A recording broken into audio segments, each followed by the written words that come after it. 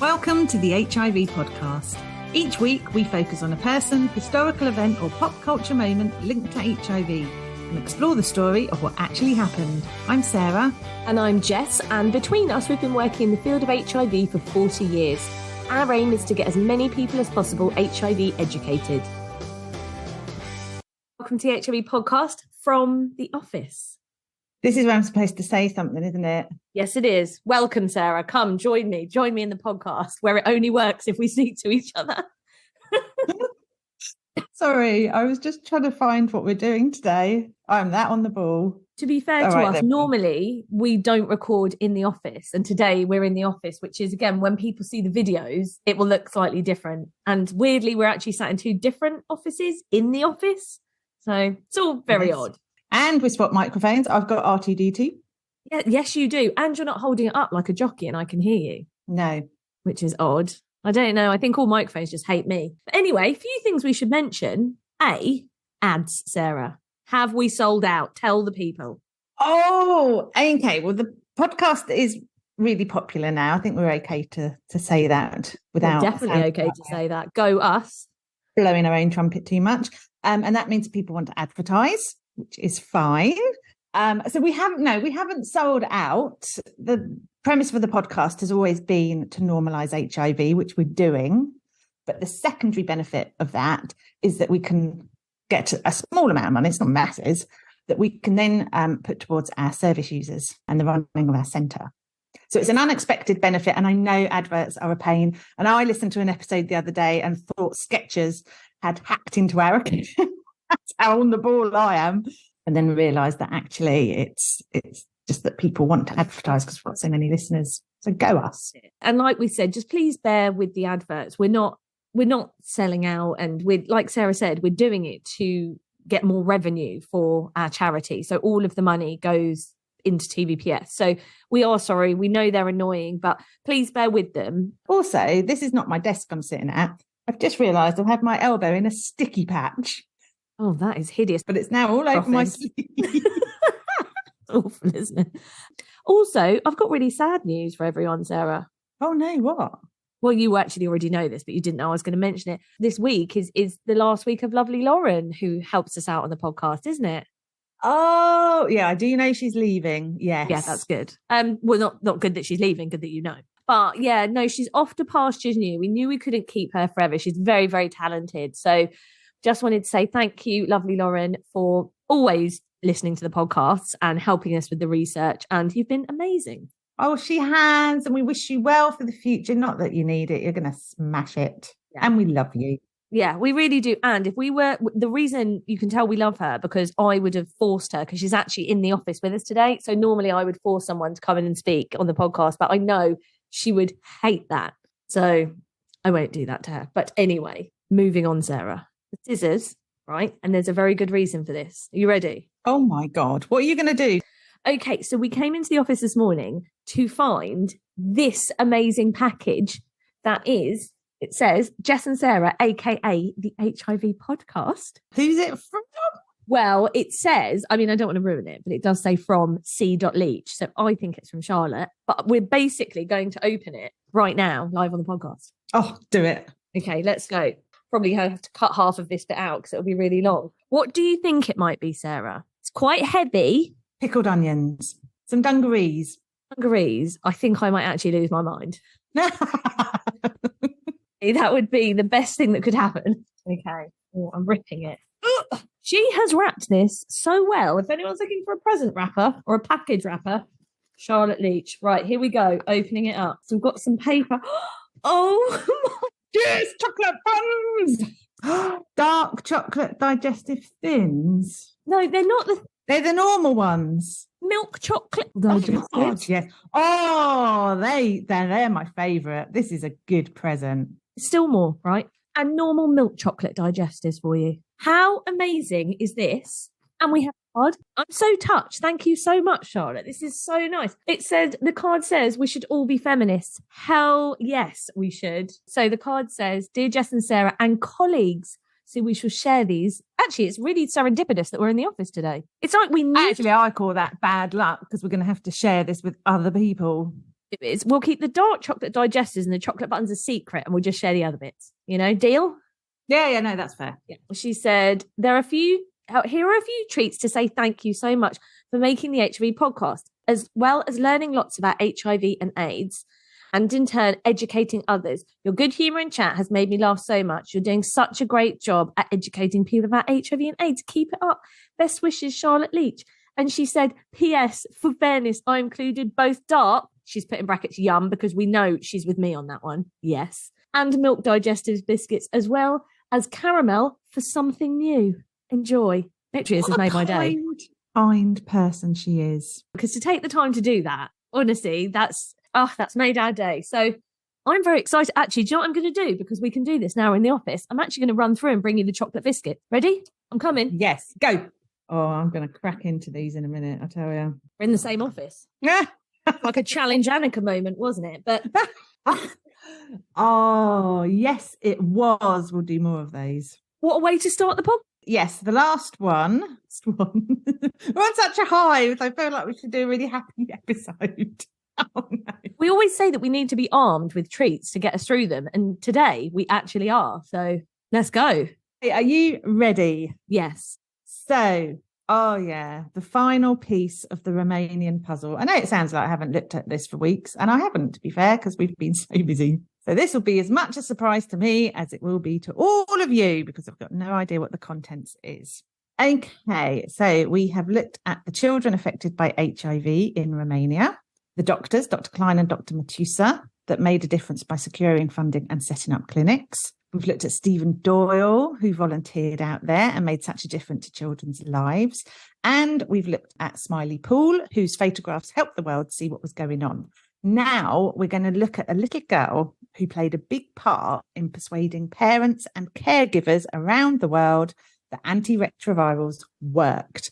I mentioned her last week. Her name was Janie Queen. That was it. It's all coming back to me now, where I was like, oh, that sounds like it's going to be sad. And you were like, oh, a bit of sad, bit of happiness, somewhere in the middle. So, okay, I'm back in the Romania zone now after all the excitement of the package. Okay, good. So Janie, she contracted HIV from her mum. So her mum was a drug addict and had mental health issues. And Janie was given up for adoption at birth. This all happens in America, where Janie lives. Oh, okay. So she was in America. So I don't know why. I just assumed she'd be in Romania. No, she's not. Janie was placed in foster care, and at 4 months old, she's adopted by her foster parents. And she's very poorly infant because she's got HIV, basically. So she had stints in hospital. She wasn't really thriving. Her parents are told not to expect her to live long enough to go to school. I mean, this is way, way back in the 90s. So medication there wasn't much medication for adults, but for children, they were rarely medicated, as we know. She's under the care, though, of Dr. Klein. I see all the worlds colliding now. It's all coming together. Yes. And she is one of the first children to start on HIV medication at the age of 3. That was a very brave move by her parents. Brand new medication, obviously. I mean, it's been tested, of course it has, to ensure it's suitable for children. But I still think it is a brave move to lead the way. Your child is your most precious thing. You want to give them every chance to live. Of course you do. But I think there's also a burden of responsibility because, what if the medication doesn't work? What if it gives her side effects? Especially being the first. Yeah, exactly. Yeah, so it's a massive big step, isn't it? And I do wonder whether they gave it a lot of thought or whether they just knew instantly that that's what they should do. I don't know. Sometimes your biggest decisions are kind of based on instinct, aren't they? Yes. And you just know that is the way to go. I find that for me anyway. I don't know about you. To be honest, I'm just very impulsive. So I feel like all my decisions, Sarah, have very little thought. Oh, it's just how I live my life. Oh, I think it's a good way to live your life. I think going on your gut instinct is, kind of quite important. Overthinking is something I do all the time. And I think, at the end of the day, they must have had a lot of faith in Dr. Klein. Now, they saw no reason not to be open about Janie's HIV status. And I think that openness probably contributed to the confidence that grew in Janie as she grew older. Well, yeah, she's never having to keep anything a secret. And I do think that can have quite a strain on you, can't it? Yeah. And they're just like, no, just be open, just be who you are. That's a nice way to live, actually. Okay, so she was introduced to Smiley Pool by Dr. Klein. You see how it's all starting to fit together? Yes, it's coming together. Wait, oh my God, it's all coming together. You just said Smiley Pool, didn't you? Yes. Okay, I actually like what you did here. I feel like this is, like at the end of a film where suddenly you're like, no, because all the different pieces slot into place. Okay, go on, carry on. I'm with you now. I like it. Rubbing the stickiness off my Oh, elbow. God. I've done it again. What is it? Why is the desk sticky? Anyway, right, I'll start that again. So she was introduced to Smiley Pool by Dr. Klein. Dr. Klein's her consultant, as we just said. And he was struck by the stark contrast between her life and that of the children that he'd photographed in Romania. And he takes some pictures showing her playing, her with her family, because by this point, she's on her medication, she's very happy, very healthy little girl. And she's living healthily with HIV. She's got access to medication to help her to do that. And Smiley observes that HIV is something she lives with, but it doesn't detract from her living a normal life. It's very much a stark contrast, isn't it, with what he's seen in Romania and what he's taken pictures of. Yeah, absolutely. And if anyone's just joined us, by the way, head on back to just the last episode. So episode 4 in the Romanian mini-series was all about Smiley Pool. And so that will explain more what Sarah's talking about and sort of what he had seen. But yes, massive difference to what he witnessed. Yeah. And he sees notices up around her house, reminding her to take her medication. But that's it. It's just a normal child with a loving family around her. And he starts to think that, she's kind of like a perfect role model, really, for other young people. She's got a really kind of strong personality that endears her to people anyway. And she's growing up to be a very confident and very mature young person. Okay, well, let's talk about why, because you might be wondering why he chooses to photograph her. What's the purpose of him doing this? Dr. Klein and Smiley had a vision that the easiest way to evidence health disparities in different countries is through pictures. I mean, it is the simplest way, isn't it? You take a picture of a child who's not on medication and a picture of a child who is, and you can instantly see the difference, and therefore highlights the disparities between different countries. So I can see where they're going with this. And it worked because it enabled Dr. Klein to get funding to help the children in Romania. So he's saying this child in America is on HIV medication and is perfectly healthy. This child in Romania isn't. We need to provide medication over there so that this child in Romania has the same health outcomes as Janie does. Yes. Simple. Yeah, it is. It's still so heartbreaking, though. It still reminds me of, I think we talked about it in maybe episode 2, about how not all the children got medication. So the ones that would get medication are the ones that they felt had a higher CD4 and would possibly live a longer, happier life, rather than the ones on a lower CD4 where you might think, actually, let's intervene and help their health. They were like, no, just makes me sad. Yes. So Dr. Klein, and he's aware of all of this, isn't he? And he's doing his best to get medication to all of the children. And Janie's parents, they're very supportive of all of this. They can see the sense in what's being suggested. And they consent to Janie's picture being used to help build a bridge to reduce the gap in care in the two countries. I mean, if they hadn't had the parents buy in and they hadn't been able to see the bigger picture, then none of this would have happened. But clearly her parents, especially how they wanted her to be open. They were very open to her starting medication young. I mean, yeah, I can understand why they'd also be like, absolutely, let's try to help even more people with this. This is such a positive thing. Yeah, and let's use Janie's picture as a kind of visual example of just how good the medication is.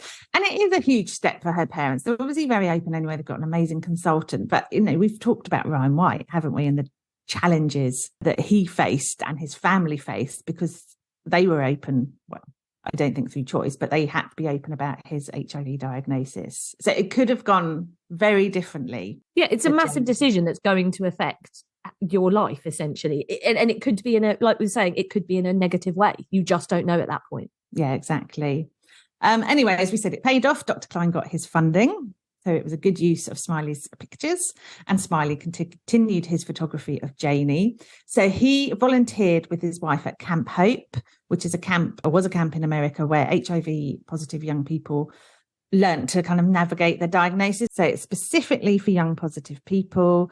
They're meeting other young positive people. They're having fun. They created a link to Romania, and 6 children from there attended one of the camps in America. I know, how awesome. Oh, yeah, that's lovely. And it must have blown their minds, as in the children from Romania, to see how different things were.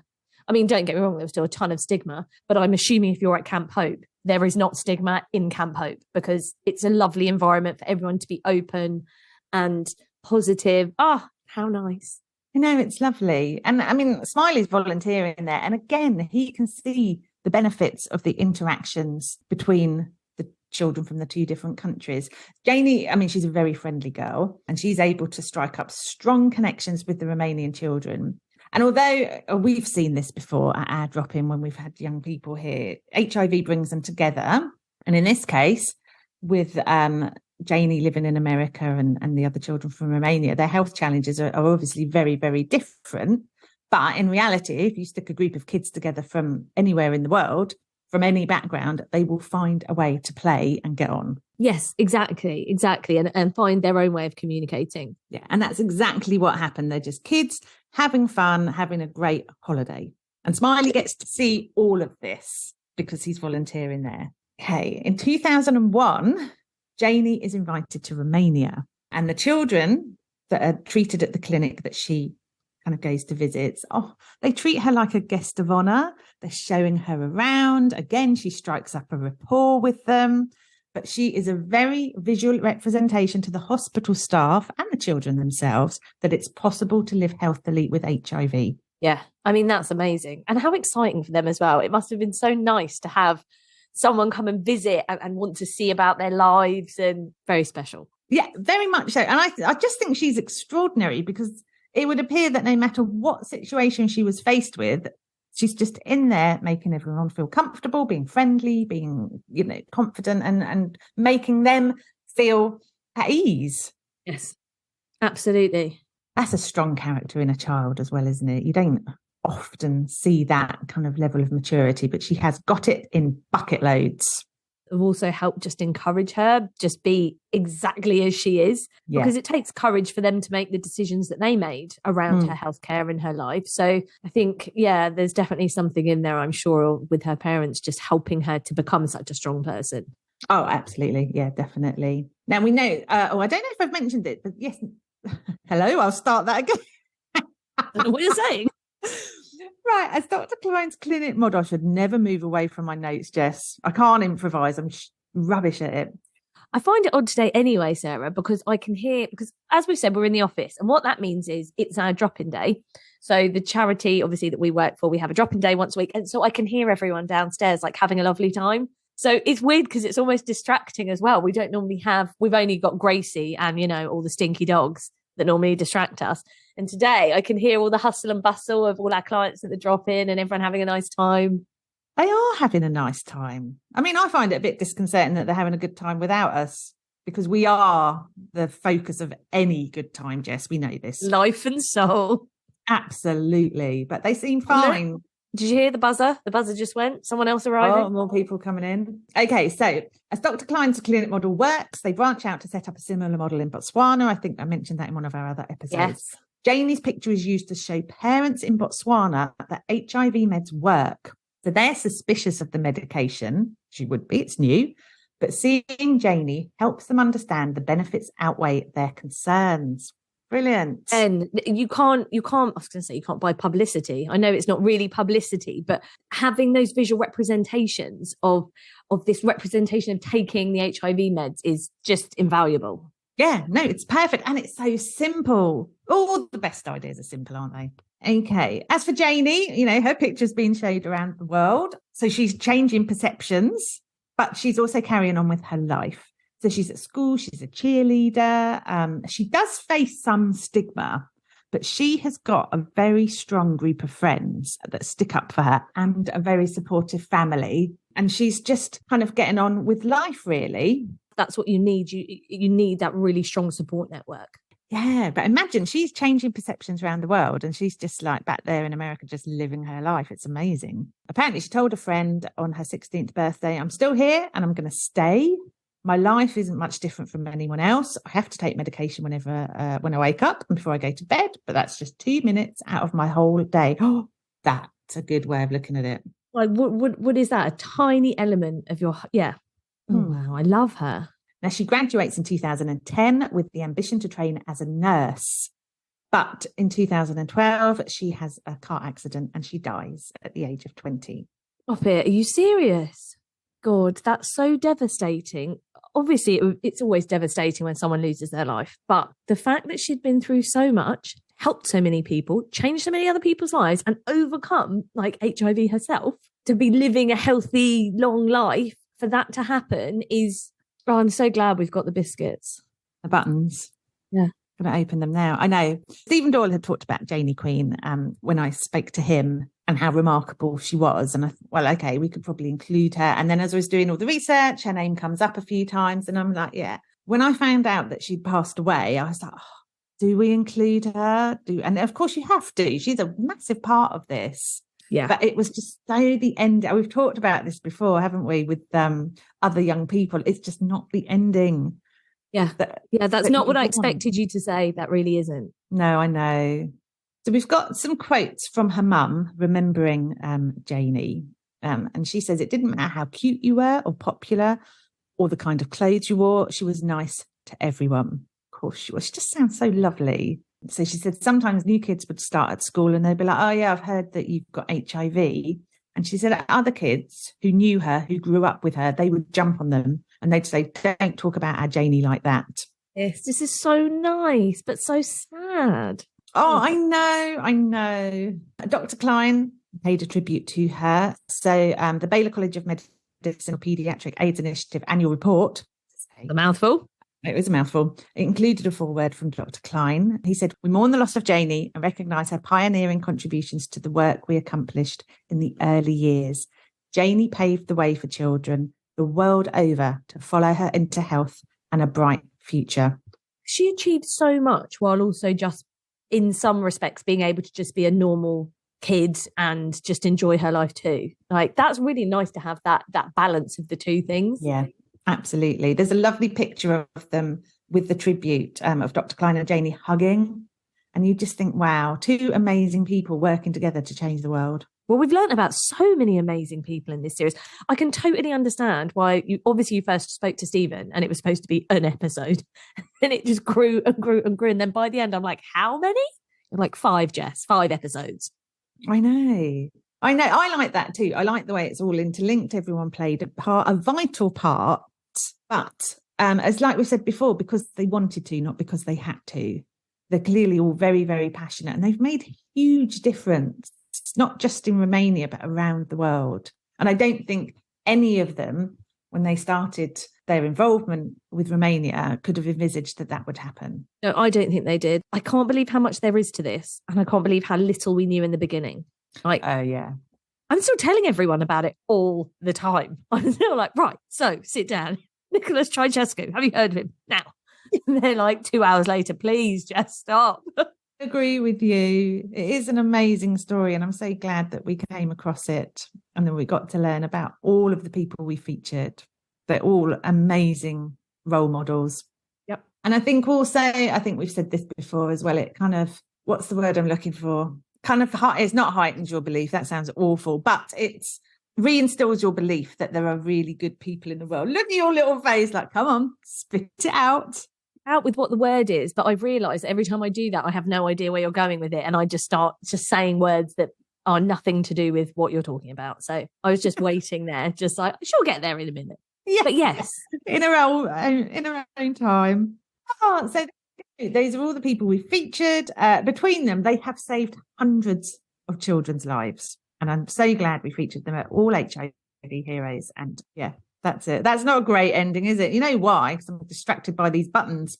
I'm literally in a sea of chocolate digestives. It's amazing. I can't wait to just like get off this and crack them open, if I'm honest. But I just wanted to say again, I know we've said it before, but a huge thank you to Stephen Doyle, who brought this topic to our attention, spent time, spoke with Sarah at length. It's been amazing. It's been such a good series. And thank you, Sarah, for all your research and expanding it. And even though it's been tough, you got us through it. You know, it's been like being like a little boat, a tiny little dinghy on the sea. Sometimes the sea is calm and nice, and then other times it is rough and awful. I know, but we have got through it, Jess. We've done very, very well, haven't we? We sailed the last bit of the podcast, it's all about us, isn't it? What else?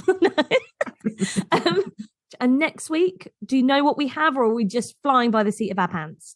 Okay, yes. So next week we are going into the field of not the field. Why do you do this every week? I fuck this up massively. The spot. I love it. I love watching it unfold. I like how you're calling it the field of hip hop. It's not a field, is it? Next week we are venturing into the realms of gangster rap. Oh, I'm very excited. We are looking at Eazy-E, aren't we? We are looking at Eazy-E, and I think if you look at me, you would most definitely associate me with that genre of music, Jess. I'm not going to lie. It's going to be fine. It's going to be fine, Sarah. I'll be there. There'll be biscuits. There'll be buttons. Yes. Thanks for listening to the HIV podcast. If you enjoyed our podcast, please like, rate and subscribe wherever you listen to your podcasts. You can now also follow us on Instagram and TikTok at the HIV podcast for behind the scenes insights and videos.